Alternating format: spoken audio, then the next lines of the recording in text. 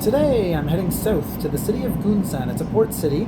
It was a massive rice export city to Japan under Japanese colonialism. They just basically stole it all and filtered it out. I'm going to go to a restaurant. I'm going to go see some old Japanese buildings. So come on down with me and let's explore.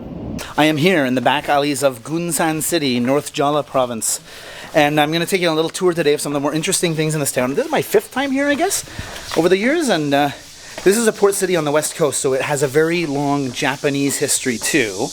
And so let's get downtown to the old port area and we'll kind of figure out what's going on and the cool things to see and the Japanese influences that are here. So let's go further downtown.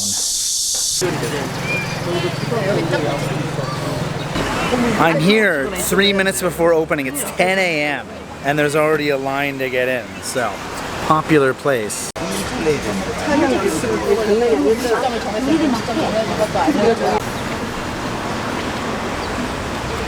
It's busy as I waited 30 minutes at opening at 10 a.m. to get in here. The question is, what is Gunsan jambong? Gunsan jambong is fried in the wok at really high heats before the broth goes in, and it's a lot more pork heavy. So all that pork is going to get really roasty and smoky and caramelized and burnt.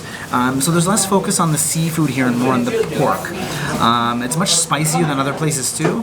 Gunsan's a port city, so there's a lot of trade between China and Korea for millennia at this point. And so having this Chinese-Korean fusion dish here in this port city on the west coast is a real treat. Let's get it in this bowl. Let's start eating. Always test the gochugaru. 고맙습니다.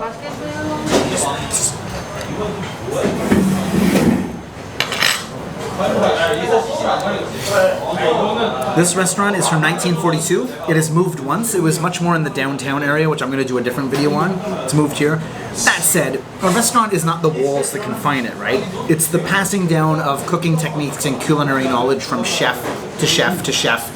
Most often family if you're going to last as long as 83 years. It's the sourcing of the ingredients. It's the techniques they use in the kitchen now. It's the way the kitchen's set up, right? And the effectiveness of getting things cooked the right way and then out to the customers, right?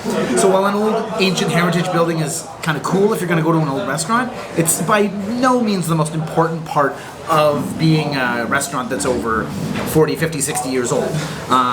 This arrived, so I'm going to shut up about that. Let's dig into the food. First thing, broth. Oh my god. It is way less fishy than other places. The porkiness really comes through. They weren't kidding about that, yeah.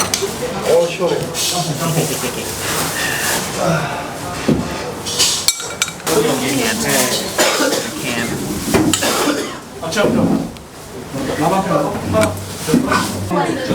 It's a madhouse in here.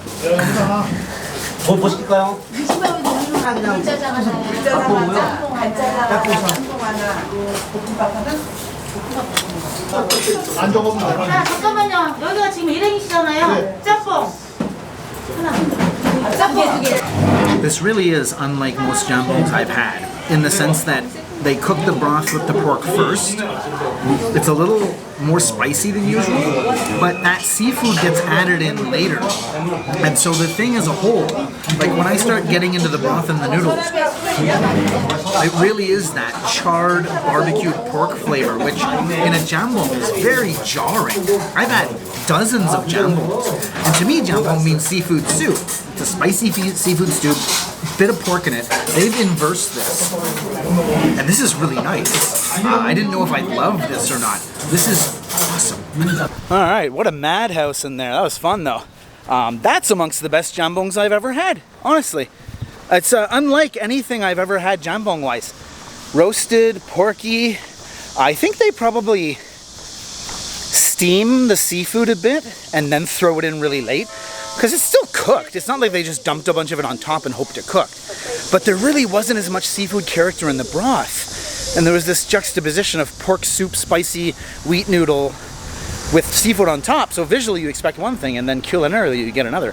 That was very nice though. Old restaurant, old recipe, line out the door. Like I said, it took me 30 minutes to get in there. So if you're ever in Gunsan, Boksongnu restaurant is very good. I can recommend it. I got there right at opening and I waited half an hour anyway, so don't come at like 2 p.m. and expect food. because they warn that they sell out sometimes. So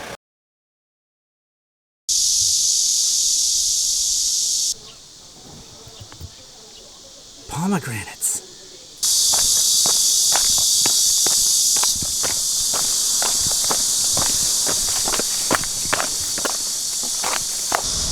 Our first stop is Dongguksan, which was built in 1910 under the British colonial rule, and it's the only one in Korea that still remains as a colonial era temple.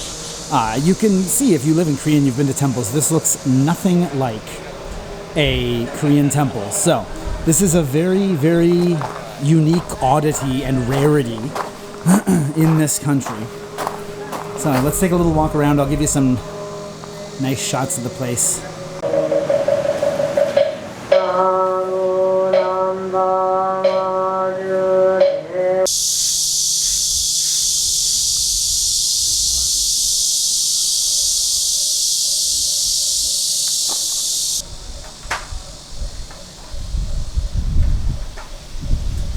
Forgive me if you don't see a lot of me today. It's 35 degrees. I'm sweating like a monster.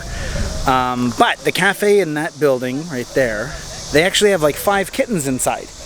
And there's actually cats outside too, and there's food left out. So I've seen cats here before outside, like full-grown ones. But if you go in the cafe, some kittens in there as of July 2025.